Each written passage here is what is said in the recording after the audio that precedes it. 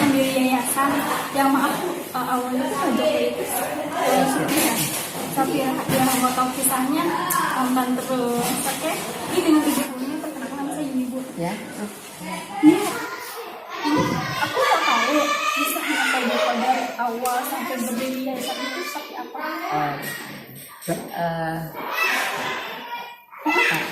Tahun 2002 Pak Joko itu dulu kerjaannya sebagai sopir angkot antar jemput sekolah. Oh. Sopir antar jemput sekolah, terus sopir pribadi, terus juga sopir PH atau apa ya namanya production house ya, gitu. Pokoknya sopir perusahaan dah gitu. Ya pokoknya Pak Joko itu dari hari ke hari yang kerjaannya sopir di atas roda gitu.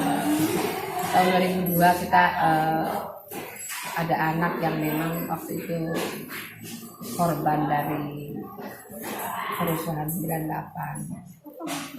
Jadi bapaknya meninggal pada saat kerusuhan itu. Hilang lah, bukan meninggal, kita nggak tahu. Bapaknya hilang tahun 98, kemudian anak itu kita asuh, kita rawat 2 orang. Nah mulai dari situlah mulai banyak akhirnya orang mulai tertarik. Waktu itu kita rawat di rumah kita sendiri.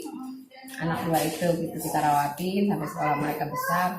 Nah setelah itulah orang melihat bahwa kami mampu merawat anak orang, kemudian kami rawat semuanya dan akhirnya 1212 akhirnya naik pada datang tadi urusan sama kami. Terus ini berdiri yayasan itu dari sejak kapan? Nah dari tahun 2002 sampai 2010 kami tuh secara pribadi aja gitu ya ngerawat anak-anak gitu kan. Nah tahun 2010 ketika kami pindah, kami dulu belum di sini, kami dulu masih di tempat awal ya di rumah kami yang lama. Kemudian tahun 2010 kami pindah ke daerah sini. Rumah yang sebelumnya itu ibu udah berapa orang?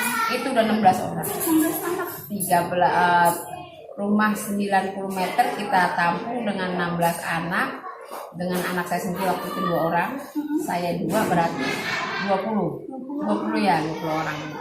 Nah dari situlah kemudian kami punya sedikit tabungan, kita coba untuk bisa berkembang, bisa keluar. Gitu. Akhirnya kami beli tanah di sini nyicil, alhamdulillah boleh nyicil tanah sama saudara, sama paman saya sendiri. Gitu. Akhirnya kita 2010 kami pindah kemari, kemudian sekaligus 2010 juga kita resmikan, kita daftarkan yayasan kami ke Dekumham.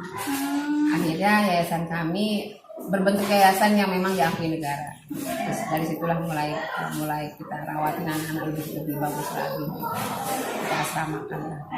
Tapi kalau misalnya saya baca dari beberapa artikel, katanya Pak Jokowi itu nggak mau namanya mendirikan lembaga, tapi karena khawatir, karena takut dianggap tidak baik, karena mengurus banyak anak, akhirnya didirikan yayasan. Sebetulnya sejak awal kami tidak berniat sih untuk mendirikan sebentuk kayak begini gitu ya. Cuman karena semakin hari semakin banyak anak-anak, otomatis kita butuh payung hukum yang bisa melindungi keberadaan anak-anak ini. Karena takutnya kita niat baik untuk merawat mereka, tapi takutnya disangkanya apa memperjualbelikan anak atau apa. Karena waktu itu memang marak ya memperjualbelikan anak, yayasan anak publik artinya yayasan bodong gitu kan, mengumpulkan anak tapi anak hanya dijadiin komoditi perdagangan atau apa gitu pada saat itu. Akhirnya dari niat baik kami itulah akhirnya ya bukan terpaksa sih, memang udah kebutuhan kali ya. Akhirnya kami daftarkan ke pemerintah untuk kita menjadi lembaga yang resmi agar tidak liar. Lalu ini kan namanya yayasan benih kebajikan Nusantara Al-Hashim. Itu apa? Al-Hashim itu bapak saya, almarhum bapak saya namanya Kiai Haji Muhammad Hashim. Kita ambil dari situ. Nah, kita terinspirasi dengan kehidupan beliau gitu ya. Saya juga tidak ujuk-ujuk tiba-tiba kemudian bersikap seperti ini. Dari diri saya sendiri, tapi saya melihat dari sikap orang tua saya. Orang tua saya juga dulu begitu,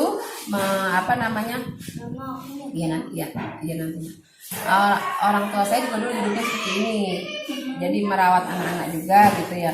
Kemudian saya menganggap bahwa beliau almarhum memberikan benih-benih yang baik untuk kita teruskan, kita lanjutkan perjuangan untuk membantu orang sesama.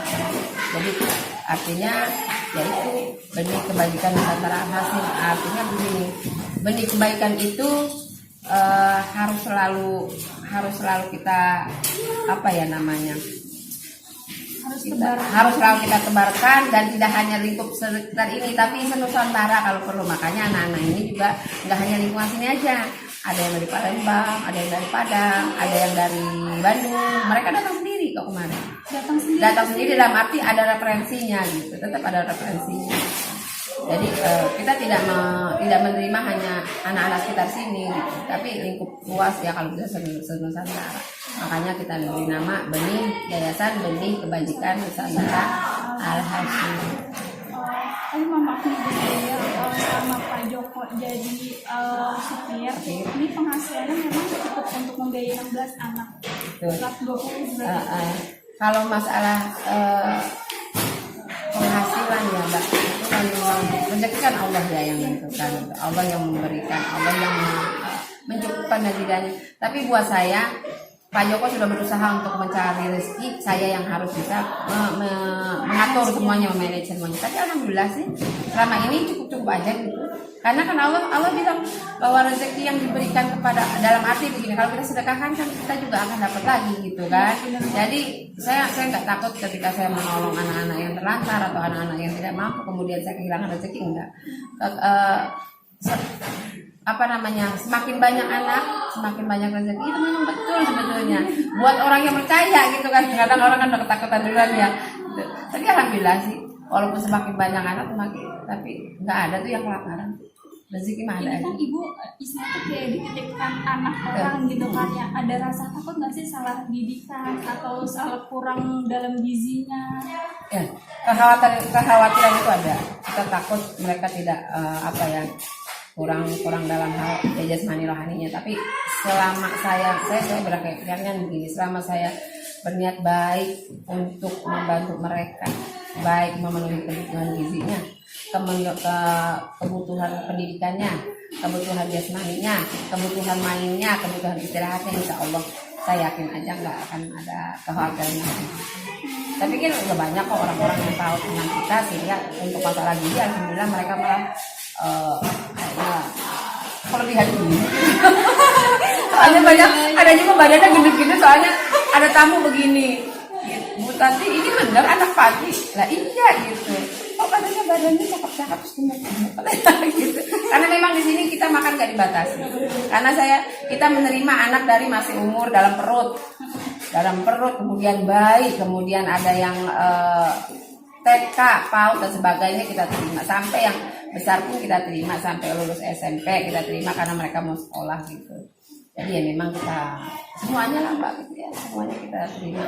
Kita nggak ada nolak untuk orang datang kemarin kita bertolong. Jadi cukup deh.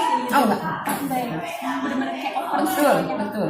Kita nggak pernah nolak. Mohon maaf, kita nggak pernah nolak selama saya menganggap bahwa insya Allah orang yang datang kemari minta pertolongan memang Allah yang memberikan jalan. Sehingga saya merasa bahwa kalau saya nolak berarti saya menolak apa yang telah Allah berikan gitu. Karena di sini kan nggak dalam. Dalam maksudnya dalam jalanan gitu, dalam gang gitu. Orang kalau anak-anak saya ada 4. Oh, ada 4. Anak-anak 1. Masalahnya anak asuh itu. Ini status anak asuh ini tuh semua yatim ya? Enggak, campur. Oh, campur. Pokoknya yang datang kemari itu, mereka yang datang kemari pokoknya apa ya? Mereka yang datang kemari minta pertolongan. Saya pikir itu yang perlu kita tolong. Enggak perlu ditanya kamu yatim atau apa, enggak. Pokoknya mereka datang kemari minta pertolongan sama kami. Saya kekurangan makan atau saya misalnya nggak sekolah gitu. Kita bantu. Jadi di sini semua itu ibu percaya tanpa suka ya. Oh, yang penting kita untuk menolong gitu ya. Mau dia apa urusan dia. Saya memang merasa bahwa saya memang Allah memberikan saya apa ya? Saya nggak ngerti lah ini apa. Pokoknya yang penting ada orang yang datang kemari kemudian minta tolong, saya cukup kalau memang saya yakin saya tolong. Dan alhamdulillah tadinya ya sama ini nggak ada yang itu. Nggak ada yang macam-macam. Pernah nggak ada istilah kayak sehari atau 2 hari tuh kayak nggak makan gitu, benar-benar kayak nggak ada? Enggak. Kalau sekarang sih nggak pernah.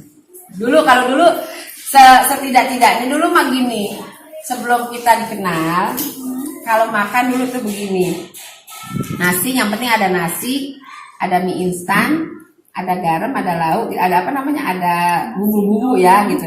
Jadi nasi lauknya itu mie instan. Mie instan itu kita bikin sayur yang banyak, itu kasih air, potong-potong cabai, itu tadi bagi-bagi gitu di 16 anak itu ya, yang waktu pertama gitu. Atau kalau nggak begitu juga nanti mie-nya saya bikin bakwan, saya bikin satu-satu. Waktu itu masih saya yang masak sendiri. Kalau sekarang kan udah ada yang masakin gitu. Oh, dari pengurus. Iya, kalau sekarang udah banyak yang saya banyak yang bantu sekarang. Kalau 2010 ke sonain itu masih saya benar-benar malam saya ngajarin ngaji.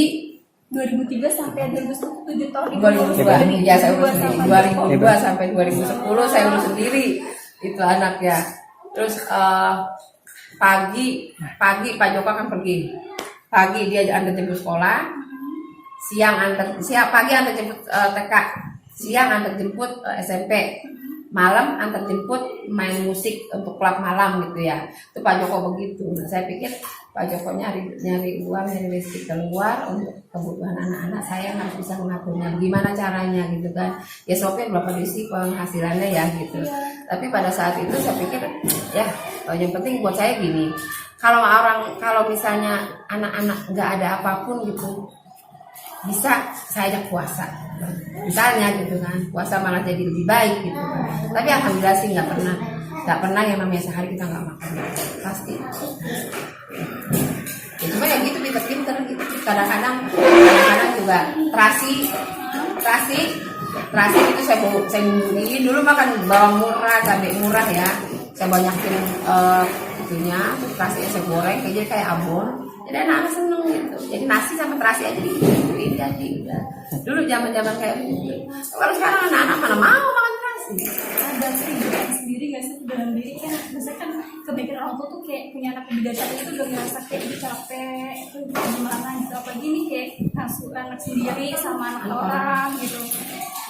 Gimana tuh? Ya, dulu sebagai manusia kan dulu juga saya sempat jenuh ya. Jenuhnya begini, saya ngerawatin anak orang bukan dari daging saya sendiri, tapi kalau anaknya si bandel. Kalau anaknya nggak bandel sih mungkin nggak masalah ya, tapi ini yang jadi masalah adalah karena mereka bandel. Kalau gimana sih Allah gitu malam, saya memang nggak pernah sih dalam arti gini, saya paling jarang itu ngeluh sama orang. Dalam arti saya gini, kalau saya ngeluh sama orang, kalau nggak nyukurin paling cuma kasihan doang kan orangnya, membantu belum tentu gitu. Jadi saya diam aja, saya paling ngobrol sama suami saya berdua. Gimana ya? Akhirnya pada saat itu anak-anak itu kayaknya sudah banget bilangin, ya Allah Ma, kamu udah saya rawatin, kamu tuh bukan siapa-siapa, ya, tapi kamu kok gimana gitu ya? Jadi ibu ngomong dalam hati. Maksudnya dalam hati aja, ngobrol aja gitu, dalam hati. Maksud saya mau pulang gitu, anak-anak gitu. Saya panggil orang tuanya kalau memang mereka masih ada orang tuanya, kalau nggak ada saudaranya. Subhanallah ya Allah, besoknya Allah datang lagi ke orang. Besoknya itu saya didatengin lagi sama dikasih orang lagi, malah sekali itu berapa tuh 6 apa dibawain orang. Habis itu subhanallah, saya bilang mungkin memang disinilah saya ditentukan sama Allah untuk jalan untuk India. Saya bilang ya Allah, akhirnya sudah, saya bilang setelah itu sekarang apa juga Allah mau berikan kepada saya.